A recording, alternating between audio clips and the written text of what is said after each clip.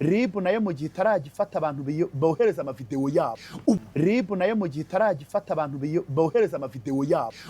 Bagera kuri ya mpano arasunika ni nk'akamasa. Djihad yatawe muri yombi akurikiranweho gusakaza amashusho y'urukozasoni y'umuhanzi Yampano.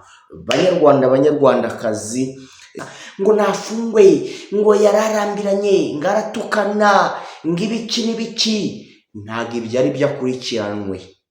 Please, arimo arakurikiranwa no gusakaza cyangwa gusangiza amavideo wenda ataraye cyangwa se atanabifitiye uburenganzira. Reka bari ko mbivuga, ntihagire abandi bantu baza kuza gukoreramo izindi nkuru nanone. Hello guys, nitwa Babi Gikumangu mu audio official na mwenyewe made in Rwanda Miss Ubushinwa Papa Kibwa.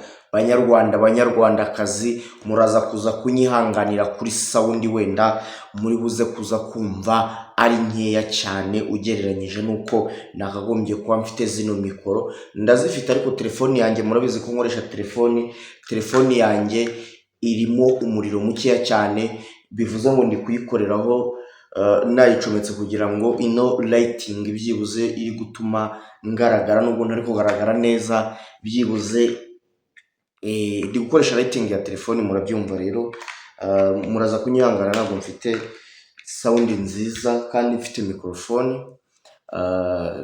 Ndabashimira cyane ko twanasenze Imana wenda tukazibona.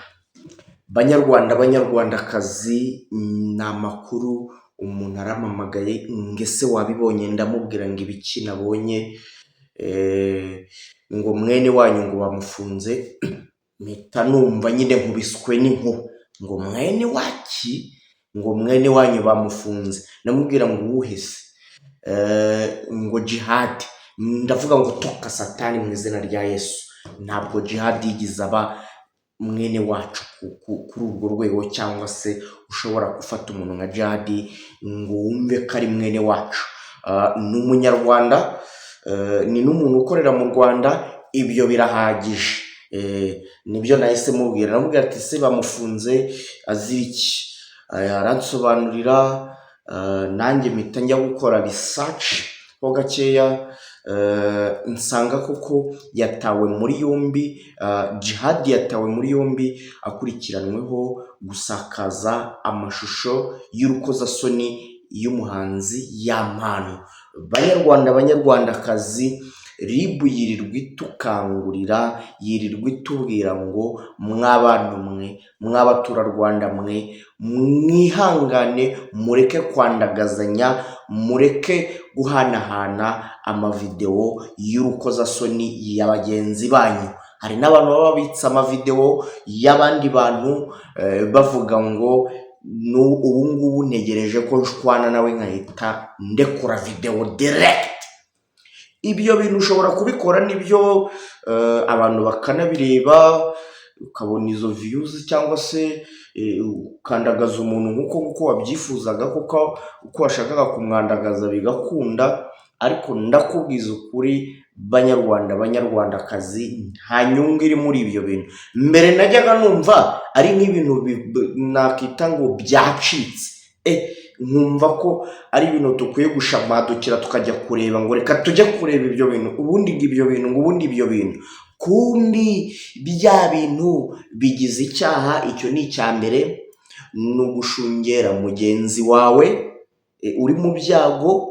Ni nko gushinyagurira mugenzi wawe. Buryo duhuriye tujya kureba video z'ubwambure bwa bagenzi bacu, ni nko kubashinyagurira, ni nko kumva wagize ibyago nawe, aho kugira ngo tugufate mu mugongo cyangwa se tuguhumurize, tukwihanganishe, kugira ngo wenda utaza kugira ibihe bibi ukabihamamo cyane, bikaba byakuviramo n'uburwayi cyangwa se n'izindi gahunda zitari nziza. Ahubwo noneho twebwe tugahita tujya kuzishungera no kumuha urw'amenyo, no kumusasengurana, no guhanahana n'abatabibonye ngo babibone. wenda kwa ko twebwe dukora showbiz cyangwa se dukora inkuru zimeze nk'uko nyine, mu nyumve neza, nk'inkuru nyine ije igahita itrendinga cyane, abanyamakuru bacuruza kuri YouTube icyo gihe baba babonye umugati, baba bari buze kuza kuyitangaho ibitekerezo no kuyivugaho kugira ngo wenda bakorere amafaranga. Ariko abanyamakuru ikintu mbashimira, ndavuga ubwo bano bo kuri YouTube nyine, ntabwo barengera, baraberereka bagakorera ku dufaranga, ariko bakanaberereka, bakaba bamwe na bamwe bananyuzamo bagahamagara nyir'ibyago, bakamwihanganisha, bakamubwira ati pole bibaho, nta muntu utakosa, nta muntu utagwa mu ikosa, nta muntu utagwa mu byago, nta muntu utagira ibyago, kandi kuko niko bimeze. Ntabwo ibyago ari ibya buri muntu, ari ibya runaka gusa, ari ibya runaka gusa. Ibyago bishobora kuba kuri buri muntu uwo ari we wese. Njyewe rero igitumye mpita mfata ino video, ni akavidewo Jihadi yigize kugaragaramo ari gukoma ingoma, ariko ibyo ngibyo ni ugushyashyamiriza nyine, ni kwa kundi byo kwicururiza kuri YouTube. Ibyo ngibyo wenda nta n'uwanabimuhanira, kubera ko n'ubundi icyabaye ishyano kiba cyamaje kugera hanze. Ntacyo umuntu yakora ngo wenda iyo video ntayibone cyangwa se ntabure kuyivugaho. Ashobora kuyivugaho mu buryo bwo kugira ngo anacuruze nyine. Nibyo nk'uko ndimo mvuga, iki kiganiro kiramutse kirebwe n'impamo ya Mungu, gishobora kugira akantu gishyiraho kandi gisize akantu gishyiraho byaba ari oke cyane. Ariko nanone ntarengereye, ntavuze ibibi, ntacire umuntu urubanza, ibyo nibyo njyewe ubwanjye numva bikwiye kuturanga muri rusange.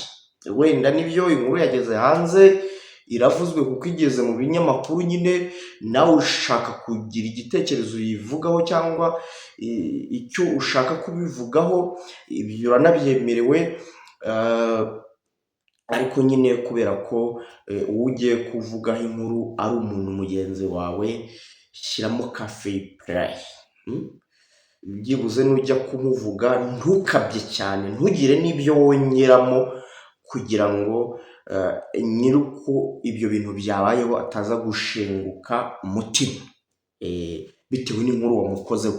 So niba koko Jihadi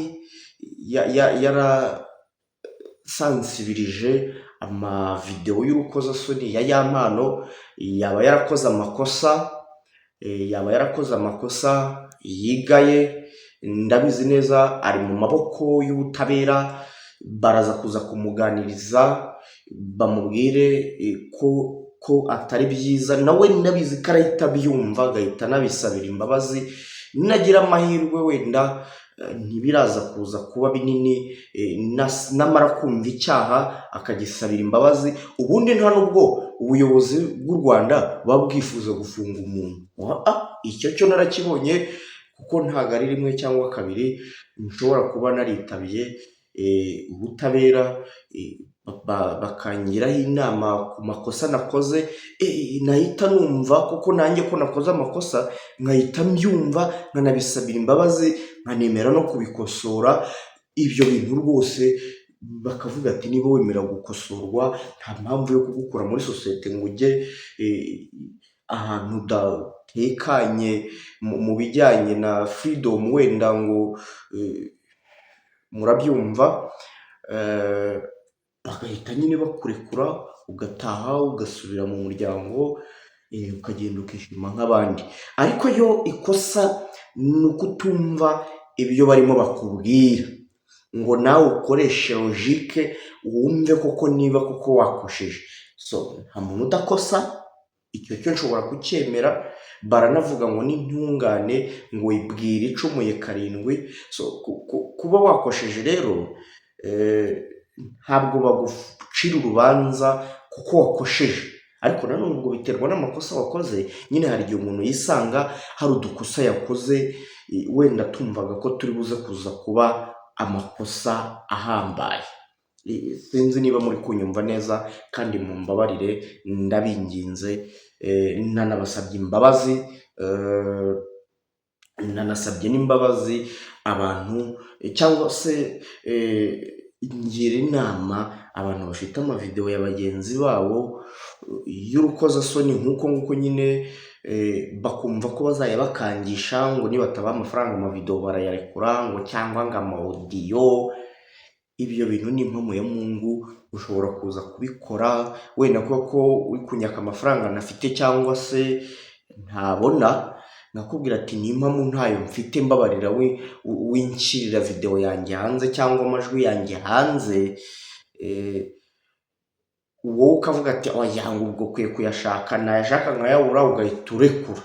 Ni impamo ya Mungu, nta nyungu n'imwe ubigiramo.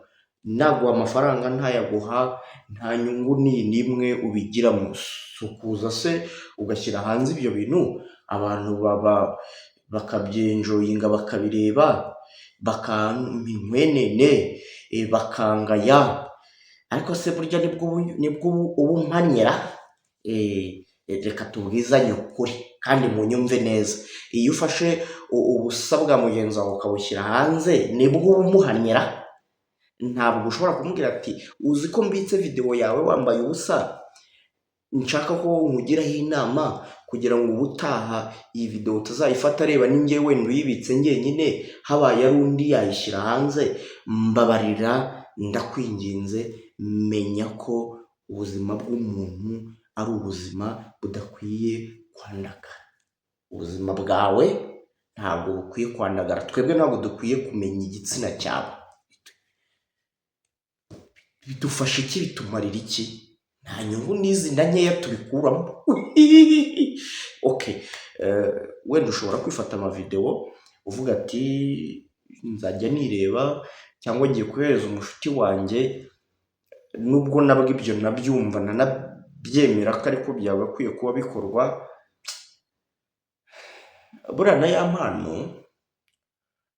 ya mpano nawe sinzi niba bizashoboka, wenda ntibazamufunge ariko bazamugireho inama, bamubwire ko ubwabyo no kuba afata amavideo yiwe ari kumwe n'umudamu we mu gitanda, ibyo ngibyo atari ibintu, kuko abagiye kubibika kuri telefoni ishobora kwibwa, ejo ugasanga umuntu wibye telefoni ayabonyemo ayo mavideo akaba ari nawe uyasohora, ukazibaza uburyo video zawe zageze hanze bikagucanga. Ni impamo ya Mungu, niba koko uri kumwe n'umukunzi wawe cyangwa uri kumwe n'umugore wawe, mwitegereze uko ubishaka, mwitegereze uko ubishaka, nawe kwitegereza uko abishaka. Nimushaka mufate miriwari mwirebe, ibyo ngibyo birangire. Kubika amavideo yanyu si ubwo muri gukora ibyo bintu, ubundi ubwo bw'umwanya bibafasha iki? Tutabeshyanye. Simuba mwizi si ubwo.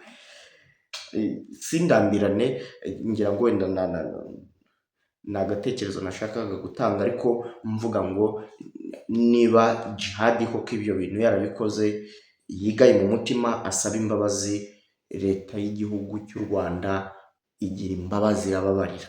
Ndabizi neza ko nasaba imbabazi akemera kuko yabikoze, ko atazanongera, n'impamo baramubabarira pe, baramubabarira. Ubu ndabizi hari abantu bagiye guhita batangira bavuge ngo bagiye guhita batangira kubivugiramo utugambo banakoreramo amakosa, ngo nafungwe, ngo yararambiranye, ngo aratukana, ngo ibiki n'ibiki. Ntabwo ibyo ari byo akurikiranwe. Please, arimo arakurikiranwa no gusakaza cyangwa gusangiza amavideo wenda ataraye cyangwa se atanabifitiye uburenganzira, reka bari ko mbivuga. Ntihagire abandi bantu baza kuza gukoreramo izindi nkuru nanone. We eba nayo mukore subscribe ku channel yanjye, binaniye kuyivuga. Mukore subscribe ku Mpano Online TV, niho hantu honyine ngera nkumva amahoro arabonetse, nkatekana, ngahumeka, namwe abanyarwanda mukabikunda cyane. Kora subscribe kugira ngo tujye dukumya kubana. Ikindi ntaragenda, sorry munyihanganire, twafunguye TikTok, dushaka kuzajya duhurizaho abantu bakundana, abantu bakundana nyine tugahuza abantu n'abakunzi. Hari umuntu uba udafite gahunda yo gutereta rega. Twebwe rero dushobora kubikora, tugashaka umutipe wifuza tukamuzana tukabahuza. Dufite ababyeyi babagira n'inama z'uburyo mukwiye gukundanamo kugira ngo birambe, ndetse tukazajya tunabikorana hano kuri YouTube nyine tugahuza n'abantu, kandi muranabizi ko na mbere hose twajyaga duhuza abantu. Rero abantu bashaka ko tubahuza n'abandi, mutwandikire kuri iyo nimero yanjye iba iri kuri screen, ubundi ibyo bintu tubikore neza burundu, bimere neza, biryohe.